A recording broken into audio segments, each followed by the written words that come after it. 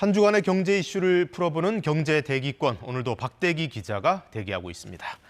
자, 이번 주 어떤 주제를 살펴볼까요? 네, 앞서 보신 삼겹살만 오른 게 아닙니다. 네. 요즘 같은 날씨 인기 많은 콩국수라든지 냉면도 한 그릇에 10,000원이 훌쩍 넘는 곳이 많습니다. 예. 네, 정부 당국은 물가가 안정되고 있다는데 이걸 체감하는 소비자는 많지 않아 보이는데 이 괴리 현상 왜 벌어지는 건지 따져봤습니다. 당국에서 물가가 안정됐다고 말하는 것도 뭔가 근거는 있을 거 아니에요? 네, 그렇습니다. 다름 아닌 물가 상승률인데요. 예. 이 소비자 물가 상승률 보시면 쭉 떨어져가지고 지난달에는 3.3%까지 떨어졌습니다. 네. 그래서 추경호 부총리도 이달이나 다음 달에는 2%대를 바라볼 수 있다라고 예측을 하고 있는데요. 예.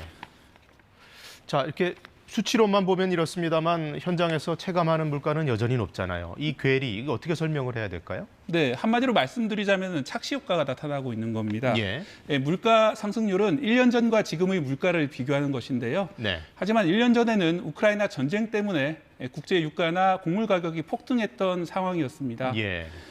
예를 들어서 냉면, 작년과 비교해서 올해는 덜 올랐습니다. 하지만 이미 작년에 많이 올랐기 때문에 2년 전과 비교하면 17%가 올라 있는 상황이고요. 네. 또 5월달 물가 상승률을 보면은 지난해보다 작게 오른 것처럼 이렇게 보입니다. 지난해 5.4, 올해는 3.3이니까요. 예. 하지만 이게 같은 기준에서 오른 것이 아니라 지난해 5.4 오른 것에다 다시 3.3이 더 오른 겁니다. 예. 그렇기 때문에 소비자는 당연히 비싸게 느낄 수밖에 없는 것인데 이런 현상을 기저효과라고 부릅니다. 이런 기저효과 때문에 올여름에는 물가 상승률 수치 자체는 그렇게 나쁘지 않을 겁니다. 네. 하지만 연말로 가면서 지난해 연말에 물가 상승률이 좀 떨어졌었기 때문에 올해 연말에는 반대로 물가 상승률이 좀 오를 가능성도 있습니다. 자, 연말이 되면 물가 사정이 또 나빠질 수 있다라는 얘기인데, 자, 이런 불안한 상황, 이거 언제까지 우리가 겪어야 되는 걸까요? 네, 목표인 2.0%까지 가려면 빨라도 내년까지라고 보고 있는 분들이 많습니다. 예. 문제는 지금의 물가도 그나마 낮은 유가나 곡물 가격 때문에 버티고 있다는 점인데요. 그래서 전쟁과 엘니뇨를 다음 키워드로 가져왔습니다. 예. 러시아군 수뇌부와 이 용병의 내전이 이번 전쟁을 어떻게 바꿔놓을지 지금 기추가 주목되는 상황인데, 그렇죠. 여기에 따라 가지고 다시 한번 유가라든지 곡물 가격이 폭등할 우려도 있습니다.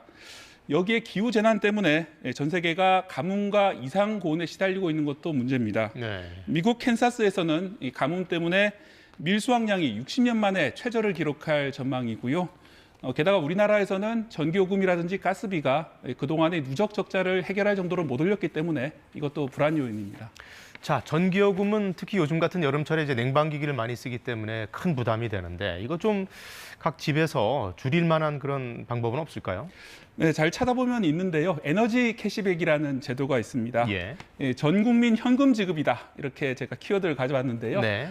바로 이런 제목으로 유튜브가 인기를 끌면서 이 에너지 캐시백 제도를 신청하는 사람들이 늘어서 순식간에 30만 명 이상이 신청한 상황입니다. 예. 이 제도를 보시면은 예를 들어 지난해 월 8만 원을 쓴 가구의 경우에는 이거를 10% 정도 줄이게 되면은 한전에서 캐시백이 3,900원이 들어오고요. 네. 또 전기요금 자체를 줄였으니까 요금도 싸지기 때문에 결과적으로 15,000원 정도 혜택을 볼 수 있게 됩니다. 이걸 신청하시려면은 검색창에다가 에너지 캐시백을 검색하셔 들어가시면 되고요. 예. 전화로는 국번 없이 123번으로 안내를 받으시면 됩니다. 자, 물가가 워낙 많이 오르다 보니 요즘은 해외여행 가시는 분들도 환율 상황을 봐가면서 하시더라고요. 대표적인 수혜국이 일본이 됐죠. 네, 그렇습니다. 이번 주에 엔화가 8년 만에 800원대를 잠시 기록했습니다. 예. 지금은 다시 좀 올라서 910원대인데 네. 역시 싼 가격이기 때문에 엔화에 투자하시는 분도 많습니다. 예. 일본이 마이너스 금리 정책을 계속 유지하고 있기 때문에 이런 일이 벌어지는 것인데요. 다른 나라 통화 같은 경우에는 이자를 벌 수 있지만 일본 엔화는 이자를 거의 주지 않기 때문에 엔화 가치가 폭락하고 있는 겁니다. 네. 일본이 이러는 것은 잃어버린 30년이라고 부르는 불황 끝에 이 엔저 효과 때문에 조금씩 경제가 나아지고 있기 때문인데요. 하지만 심각한 부작용이 있습니다. 바로 물가입니다. 일본의 물가를 잠시 보시면은 지난달에 달걀 가격은 30% 넘게 올랐고요. 예. 탄산음료는 17%, 또 신선식품을 제외한 식품 가격은 무려 47년 만에 최고 상승폭을 보이고 있습니다. 우리는 같은 경우에는 환율 때문에 일본 물가가 좀 싸게 보이지만 네. 일본인들도 물가 때문에 고생이 많은데요. 어리석은 침략 전쟁 그리고 기후 재난 때문에 우리뿐 아니라 전 세계가 고물가 그리고 저성장에 시달리고 있는 상황입니다. 네, 전쟁과 기후와 경제 모든 것이 한꺼번에 맞물려 돌아가는 시대인 것 같아요. 경제대기권 박대기 기자였습니다. 안녕하세요. 이소정입니다. 대한민국에서 가장 정확하고 빠른 뉴스는 KBS 뉴스 채널을 구독하면 만날 수 있습니다. 뉴스 제보는 언제 어디서든 카카오톡이나 KBS 앱으로 간단히 할 수 있습니다. 시청자와 함께 KBS 뉴스를 만들어갑니다. 감사합니다.